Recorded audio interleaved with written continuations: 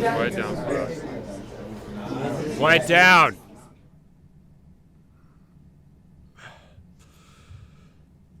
Okay. Teacher had a little bit of a long night last night. So today we're gonna be watching a movie on some fucking cookie store. I don't fucking know. Alright. Everybody, if you don't want to watch the movie, sit quietly on your desk or like be on your phone or something. I don't know. I'm gonna lay down for a bit.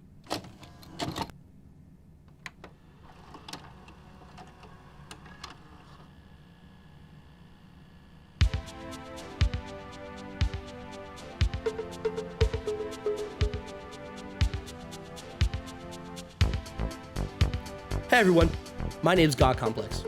I've been playing League since Season 5 and started as a Garen main. I became a Trynd main in Season 6 and I've been hooked ever since. I started playing Tryndamere because I could never beat him, and now it's my turn to make some kids cry. He's a really fun, skill-intense champion, and you're honestly a bigot if you think otherwise. Alright, so let's get into his abilities. His passive, Battle Fury. Tryndamere does not have mana. He only has his Unbridled Fury.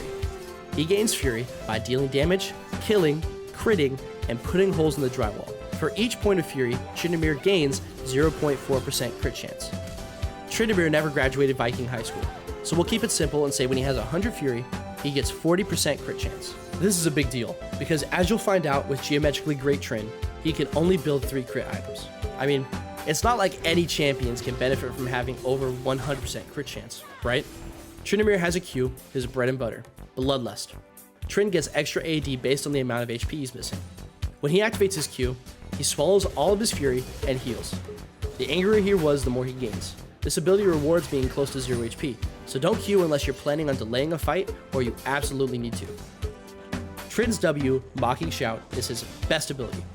He tells everyone that their mothers were hamsters and their fathers smelt of elderberries. If they're running away, they believe him, and they get slowed. This also lowers the AD of all champions in range.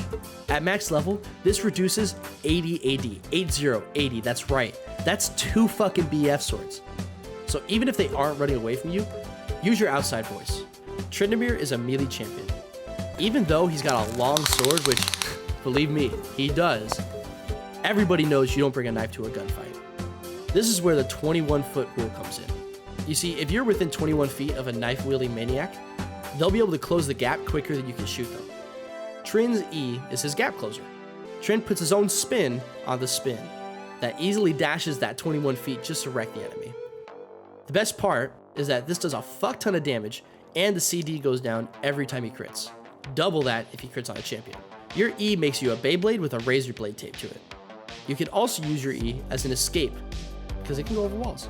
You must master the spin and achieve the golden rotation. That is lesson 1. And for the piece de resistance, Undying Rage. Tryndamere becomes a man literally too angry to die.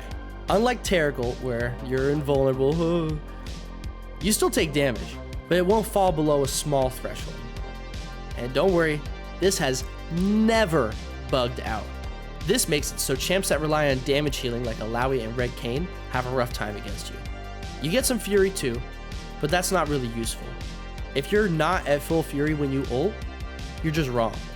So, how do we fight as Tryndamere? The combo for Tryndamere is as follows. You E onto the enemy, auto attack them, and use your W when they try to pussy out. And then you chase them, like the nun that chased you when she found your stash. A cool trick is that Tryndamere's E is an auto attack reset. You can E between autos to assist in your kiting and stay on target. Whenever you shove in your lane, try and go to the enemy jungle and steal a camp or 2. This is easier when you're on red side, because you have the Gromp available, but it's possible to take Krugs or chickens if you're far enough ahead. This is also a chance to deep ward and practice healthy warding habits. Proxying is fun, risky, and a very BM strat, but it can tilt some junglers and laners very hard. If you attempt this though, you must follow the 2 rules. You must have seen the jungler on the other side of the map within the last 20 or so seconds, and you must have flash and ghost up. Otherwise, You're just inting, and I'm reporting you. Okay, so you've been hearing about this copyright-friendly, geometrically great Tryndamere, but what is it really? Well, it's simple. I made this Google Sheets page and I did the math. I'll link it in the comments. Basically, there's a ton of builds for Trynd over the years. There was the on-hit, the CDR, the one-shot, the split push, the Kia Ultima, and even the Shirley Temple. And even today, there's at least 3 to 4 builds for Tryndamere on any given day. So I wanted to get to the bottom of which one was the most effective. But first, let's go over runes and summoner spells because those are nearly as important. You'll want to take Lethal Tempo, Triumph, Legend Bloodline, and Last Stand every game. It's the secondary tree that you're going to mess around with. The recommended one is to take Resolve, Second Wind, and Revitalize. With this page, you take Flash and Ghost. This will help you chase down anybody and survive the poke laning phase. Otherwise, you take Sorcery, Nimbus Cloak, and Transcendence. With this page, you take Flash Ignite. Page 1 is the best. As long as you have space to run, you'll kill anything. Page 2 is for Teemo, Nasus, and other high-risk, high-reward lanes. You will get kited more often, but you'll also get more secure kills in lanes with less pressure. Basically, if they can survive you up until your R wears off, you need to take Ignite for that little extra damage. Matchups are pretty simple for Tryndamere. You win early all-ins 95% of the time. Lose early to mid-game if you're not already ahead, and then stomp late game. There are 2 ways Tryndamere games go. You either do great right from the start, or you suck shit in lane and slowly become an unstoppable monster. Tryndamere will always become a monster, but there are 2 paths there. You should focus on CS first and foremost. You need CS, and as the game goes on, take it wherever you can find it.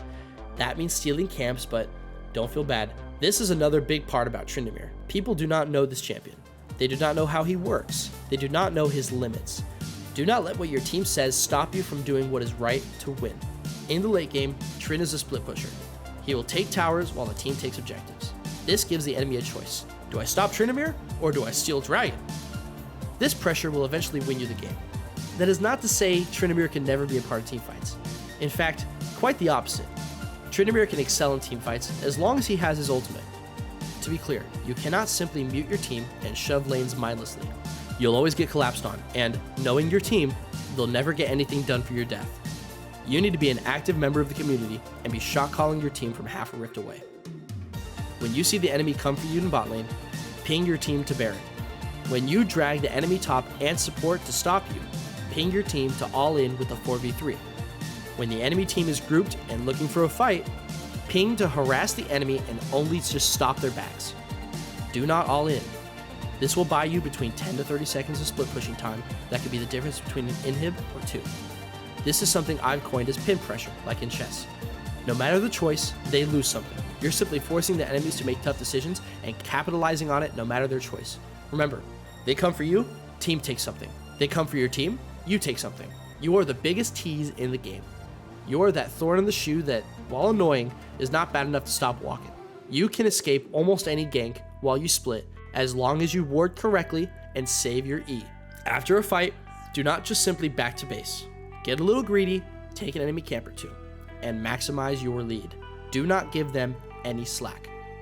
As long as you and your team only all in when it's appropriate, it's a guaranteed win.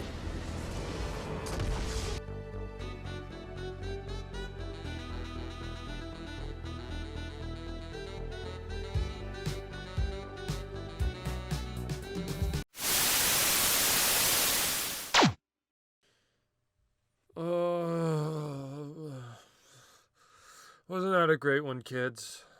Alright, don't tell Principal Shepherd, but today's a half day. Go outside. Don't get caught.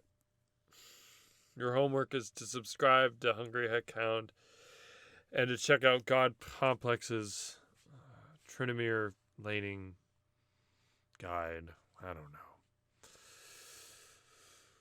know.